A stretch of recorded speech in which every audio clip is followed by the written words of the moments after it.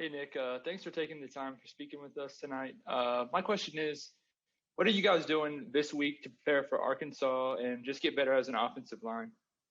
Yeah, we reviewed the film, corrected mistakes, went over corrections in practice, did that kind of stuff, and now we're moving on to Arkansas, studying them, making sure that we know exactly what they're going to do this week and use it to our strengths as the offensive line. So I'd say we're moving on and we're focused on Arkansas. Next is Jordan Hill. Nick, how happy have you been with the response from the whole offensive line after Saturday and just the way you guys have tried to regroup getting ready for this week? Yeah, I've been real happy. These guys are tough, man. We're not going to let anything, we're not going to fold. That's the big thing. I think a lot of people who would have been in our situation would have folded. I mean, we've got tough guys. We've got fighters, man. And, we're going to fight for Auburn. We're going to fight for this program and our coaches and each other. And so I think that's what we're doing. We're rallying together, man. We're grouping together, and, we're looking forward to the rest of the season. We're not going to let Georgia beat us twice. Next is Tom Green. Hey, Nick. After the game Saturday, Bo said that the game was just moving too fast for him out there. What can you guys do as an offense around him to kind of make his life easier? Yeah, that kind of starts with me, kind of getting the protection set up for him so he doesn't have to change it, maybe that way. Me communicating with him on what I see and, what he sees for me. And so basically just communication and talking on the sidelines, what happened that play, last drive or whatever, and make sure we account for it in the future. So it really just comes down to communication between all of us. Next is Justin Ferguson. Hey, Nick, you guys at Georgia weren't able or really didn't run the ball a ton in the game. Gus has talked about wanting to be a little bit more balanced. How much are y'all putting that on you as an offensive line to start creating some more holes and be better in that aspect of your game? Yeah, we want to run the ball, man. I think if you don't establish the run, I know I've seen you on Twitter say that a couple of times. I think it's in your I checked out your page a couple of times. But no, we got to establish the run, man. I like that.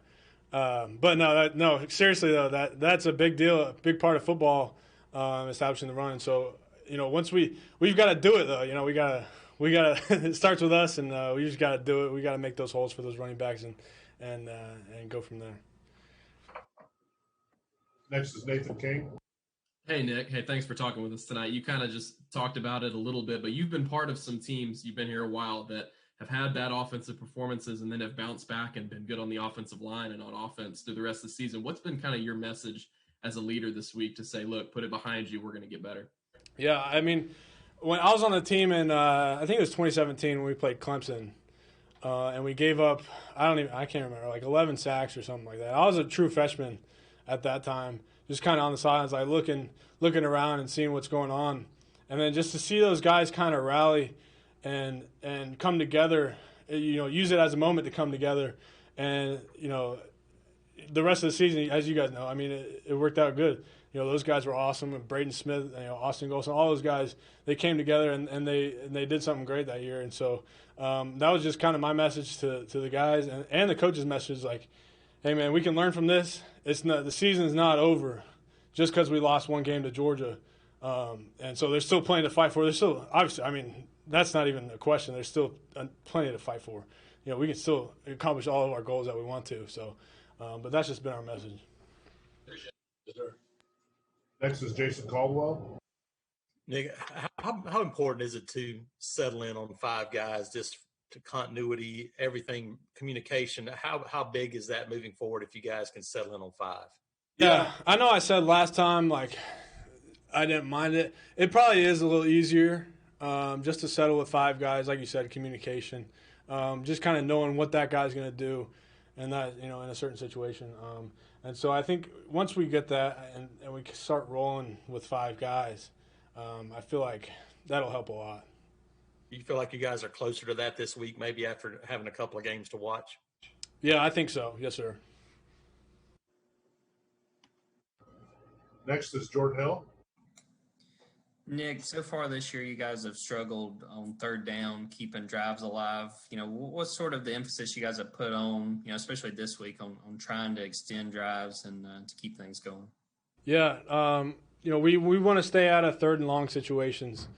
So we want to get into second and 6 maybe, and then maybe 3 more yards, and then third and 3 is more manageable than third and 6 and stuff like that. So really kind of focusing on those first and second downs, making sure we get yards on those plays, so we can start making those third downs and start rolling down the field.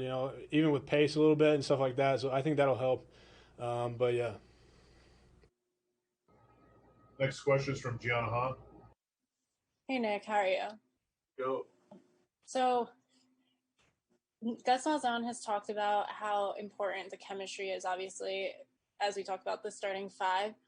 Is there anything you guys can do other than experience to build that chemistry? And where do you feel like it's at now that you had 2 games under your belt? Yeah. Can you repeat that first part? I'm sorry, kind of. Yeah. Is there anything besides experience that you guys can do to build that chemistry? Yeah. So really talking after practices, what's going on, film study together, stuff like that. That helps build chemistry. It all comes down to like knowing what the guy next to you, without even saying sometimes, what he's going to do, and you already know what he's going to do. And so, and I feel like we're getting better at that. We got some young guys who don't have experience. They've just got 2 games under their belt. But you can see the future of, like KJ comes out, KJ is a big dude. He's like 350, and you can see the potential in him. And so whenever we get guys like that, we want to bring them in and make sure that it's like my job to kind of build the chemistry together. You know what I mean? So it's just that it comes down to chemistry. We just got to get the 5 guys rolling. That might have been a little long-winded. So I'm sorry. Next is Josh Vitale. Nick, this is I guess Chad Morris versus his former Arkansas team. Have you sensed a different kind of energy from him this week going against his old school? I would say it's definitely personal for him. And so in that matter, we're playing for him. We're playing for each other, man. I love that guy. I love Chad Morris, man. Coach Morris is awesome, and I'm going to play for him. I'm going to play hard for him, and I think everybody is, honestly, because nobody takes him for granted, because he's a great person. He's a great man. He's a great coach, and so we're all going to, this is his former team that he's a head coach for, so, we're going to play hard for him. Next is Justin Ferguson. And Nick, you mentioned Keandre there for a moment. There's a ton of older guys on that offensive line with you. He's one of the few younger guys. How impressed have you been with him? Yeah, I've been really impressed with him. He's a big body, like I said. He can move. The thing is, he probably needs to lose a little bit of weight, and coach has told him that and stuff, and so he's doing that. He's doing a good job with it, just to make him more sustainable for longer drives and stuff, and so he doesn't get tired. But when he's fresh, man, he's a good player. All right, Nick, we've got time for 2 more. We've got a follow-up from Jake Weesey. Hey, Nick, you talked about, what it was like when you were a freshman, 2017. Have you heard from any of the former linemen like Braden, Marquell, Tega? Have you heard from any of those guys, since the season started? Have they given you guys any advice? Yeah, I talked to Quell after the Georgia game, Marquell. I've talked to Mike and Jack and all those guys, Tega. They just gave us all, they just told us to keep going, man. Everybody's going to be honest. We already know that, and it's just like we got to tune out the noise, and we just got to focus on ourselves and make ourselves better, and then prove it to everyone that we can do it, because I know we can, and I know this team can. Maybe some people don't, but I know we can, because I've been out there. I've been out there with those guys, and so we're really rallying. We're ready for Arkansas, by the end of this week. So.